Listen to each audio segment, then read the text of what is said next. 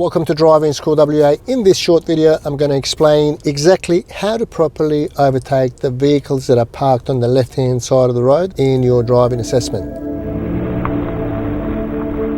A lot of candidates who fail this part of the exercise left some behind would fail for committing to overtaking parked vehicles on the left-hand side while there's a car coming from the opposite direction. So if you've got a car coming from the opposite direction, you've got to wait until it's passed. So if you can't beat that car that's coming from the opposite direction, it's best to wait behind with your right-hand side indicator blinking.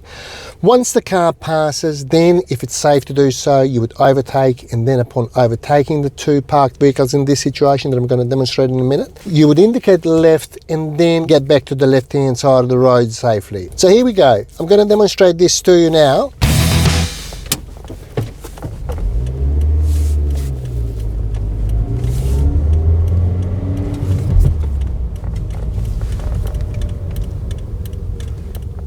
Just sit there, make sure they pass, make sure there's no other cars behind it, because if there's multiple cars passing, obviously you're going to have to wait for all of them.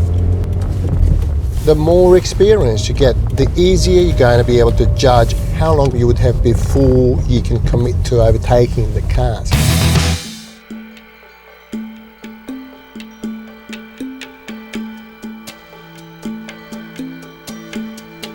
So be patient, make sure that you've got the right-hand side indicator on. You will then check your blind spot and pass the parked vehicles.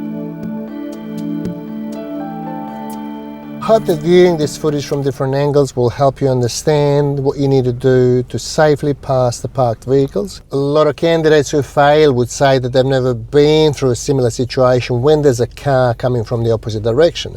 To me, it suggests that you haven't done enough practice. Thank you for watching, and I'll see you in the next video.